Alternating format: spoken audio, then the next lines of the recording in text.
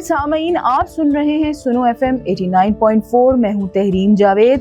آج کی بات کے سیگمنٹ میں ہم آپ کو سکھوں کے مقدس مقام گردوارہ دربار صاحب کرتارپور کے بارے میں بتائیں گے۔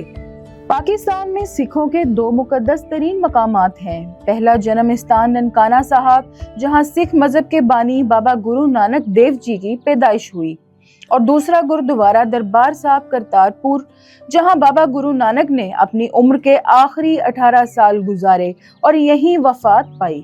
یہاں ایک جانب ان کی سمادھی اور دوسری جانب ان کی قبر بنائی گئی ہے۔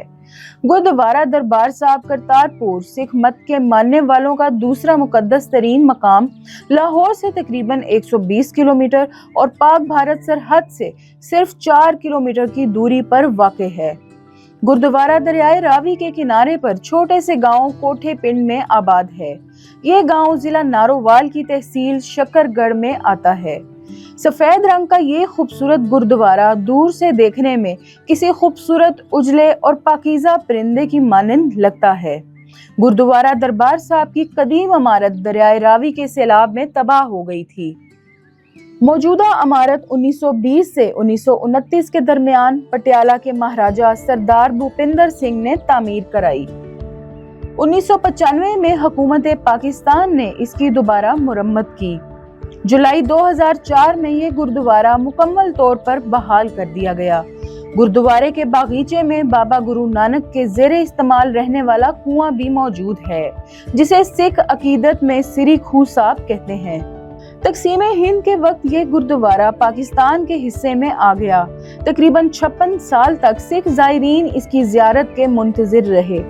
انہوں نے بھارتی سرحد پر دوردرشن استحان بنا رکھے تھے، جہاں سے وہ دوربین کی مدد سے اس کا دیدار کیا کرتے تھے۔ سکھ برادری کئی دہائیوں تک راہداری کی تعمیر کا مطالبہ کرتی رہی۔ دونوں ملکوں کی پچھلی حکومتوں نے 1998، 2004 اور 2008 میں راہداری کی تعمیر کے لیے ابتدائی بات چیت کی، جس میں بھارتی حکومت نے ہٹ درمی اور بے حسی کا مظاہرہ کیا، تو ریاست پاکستان نے مذہبی ہم آہنگی اور سکھوں سے ثقافتی رشتوں کی پاسداری کرتے ہوئے نہ صرف اپنے حصے کی راہداری مکمل کی، بلکہ 2025 کے ویساکھی میلے کے موقع پر زیارات کے ویزوں کی تعداد بھی دگنی کر دی۔ آپ کی سماعتوں کا شکریہ۔ سنتے رہیں سنو FM 89.4۔